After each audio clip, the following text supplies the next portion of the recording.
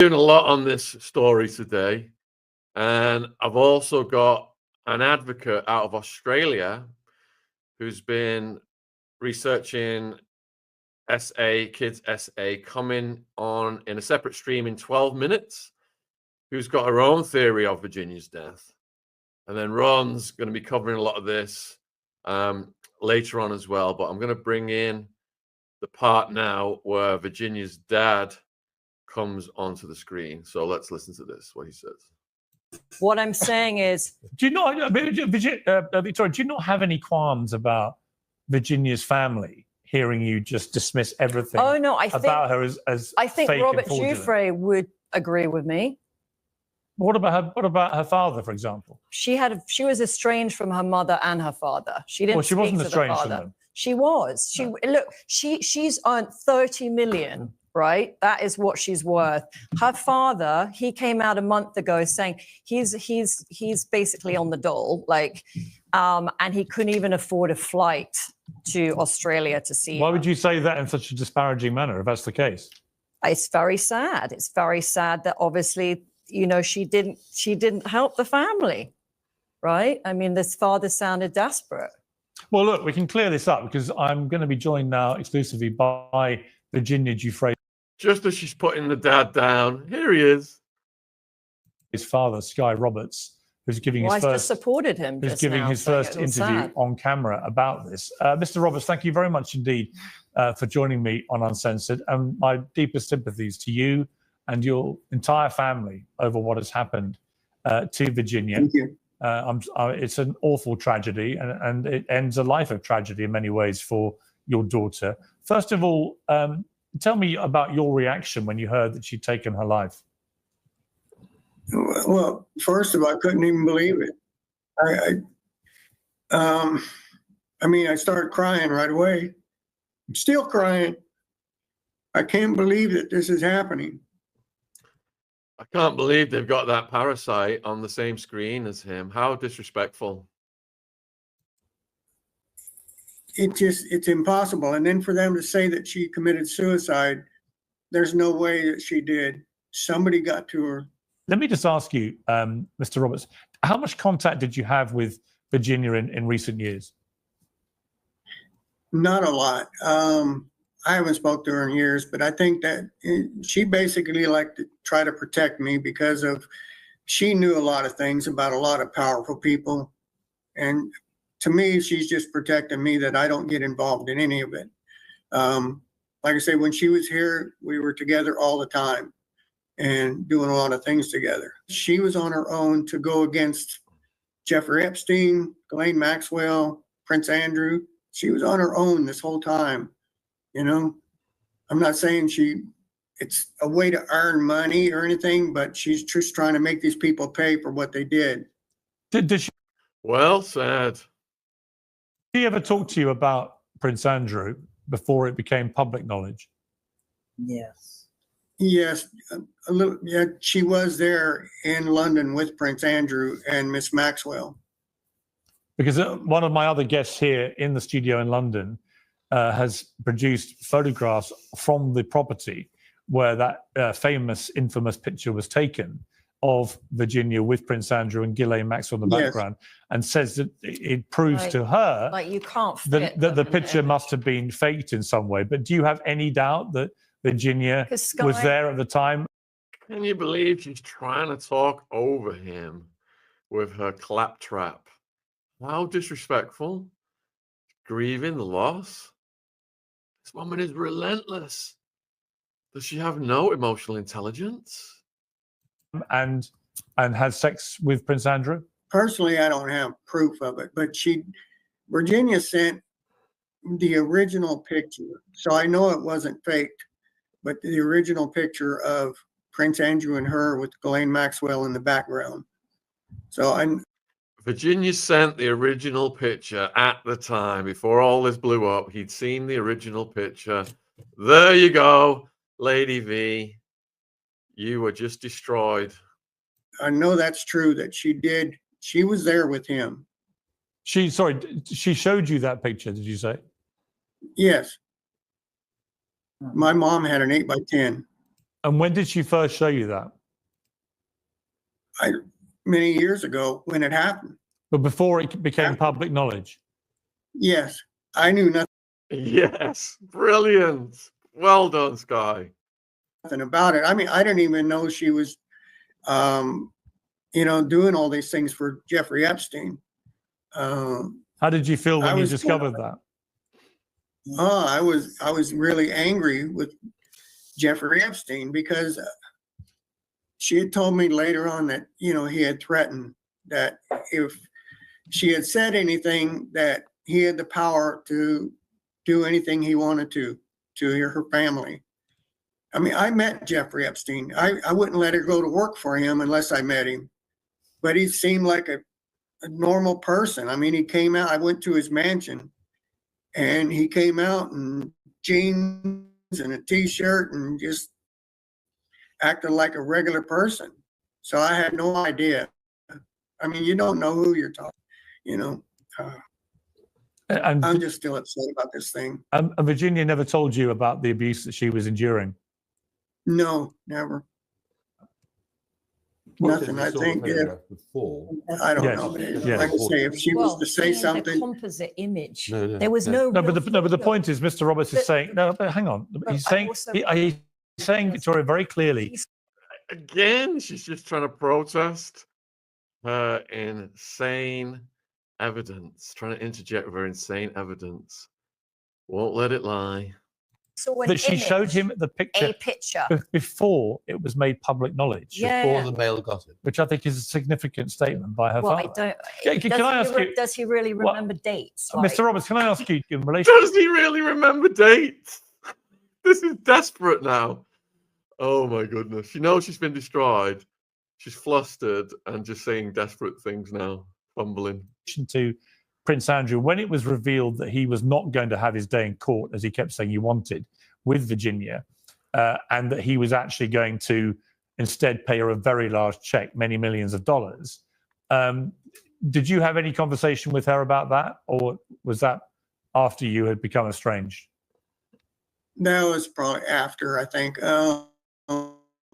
But I mean, to me and everybody here, I mean, it kind of admits guilt when you do that, when you pay somebody off like that. Giuffre It's Epstein ain't plain guilt. common sense, isn't it? But no, Lady Hervey's going to come in with her photos.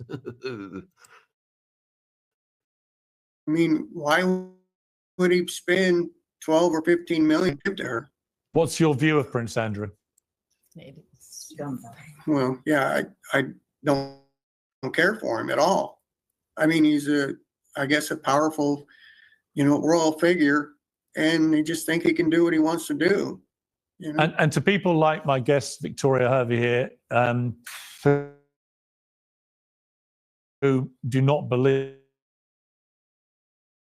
that your daughter told the truth. I'm really sorry for your,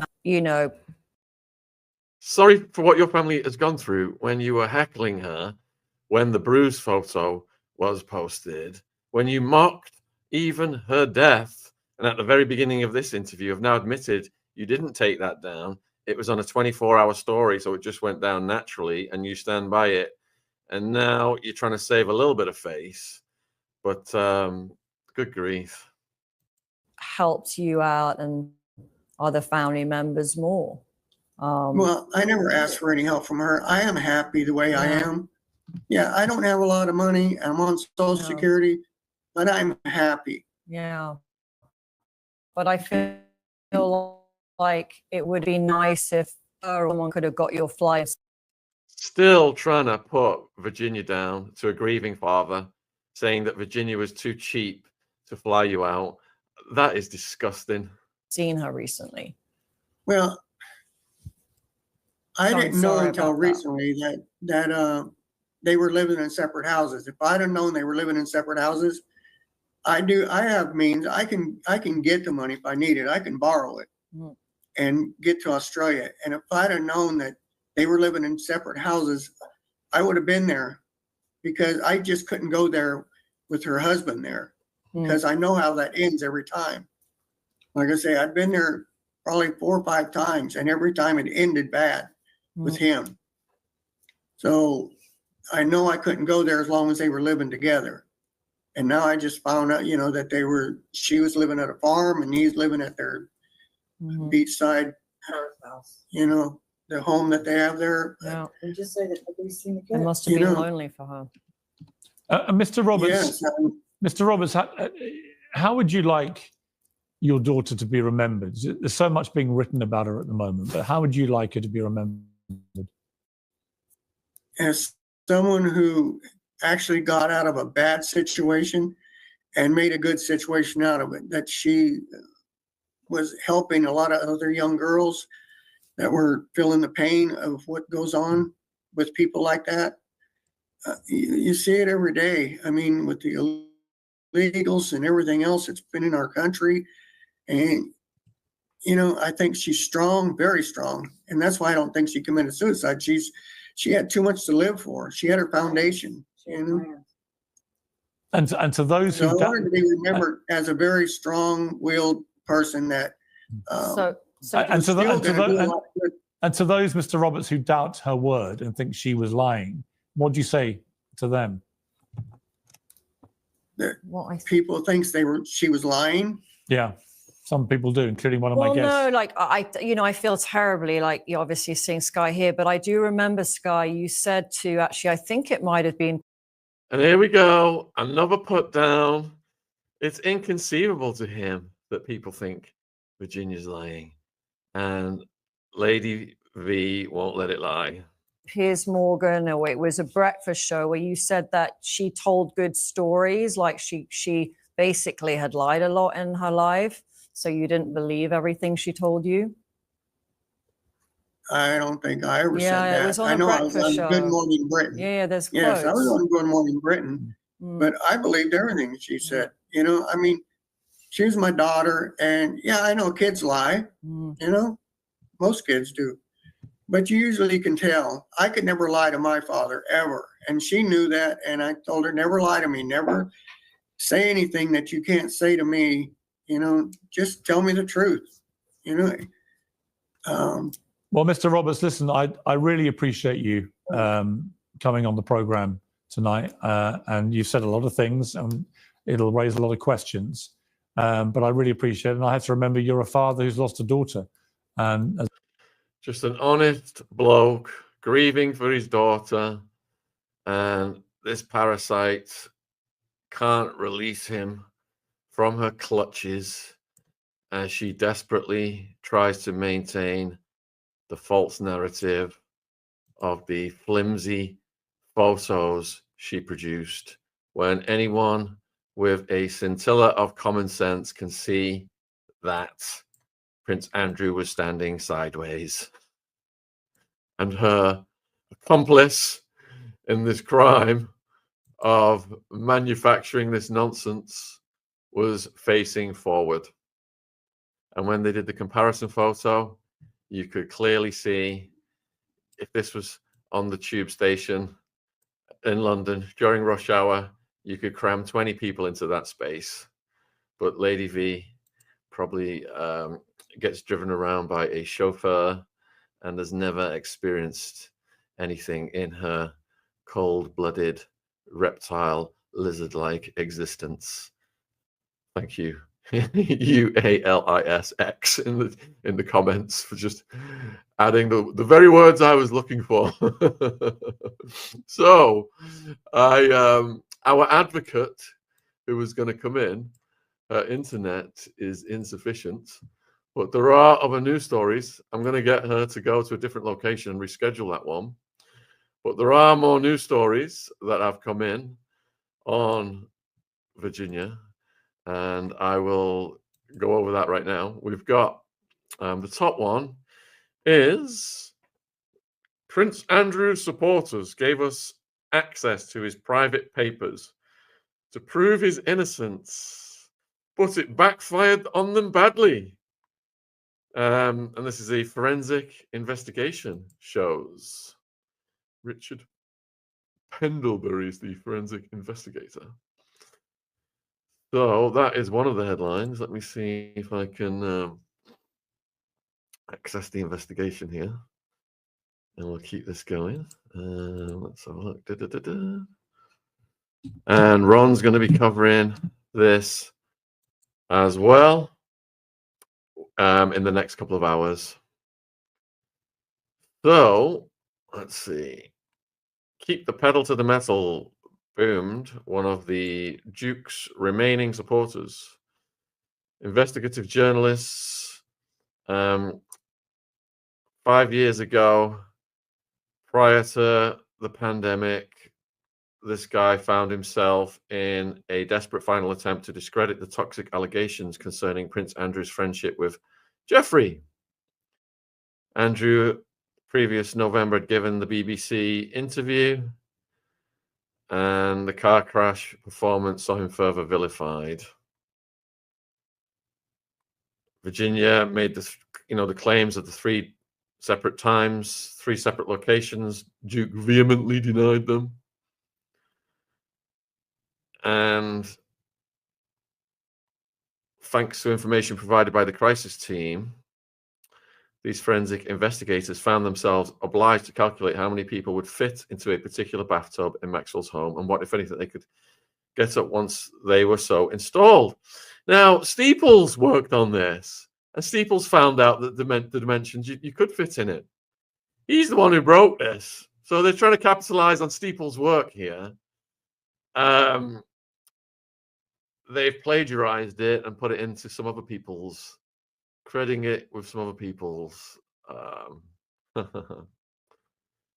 They estimated how long a prince of the realm would require to travel from point A to B in Manhattan, have carnal relations in point B, and then return to point A.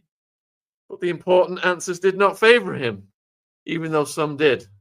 And remember, he said he went off to the local pizza restaurant and then Belgrave. We filmed at the Pizza Express in Woking. I quizzed the staff there, and they've been instructed by head office not to answer questions about this.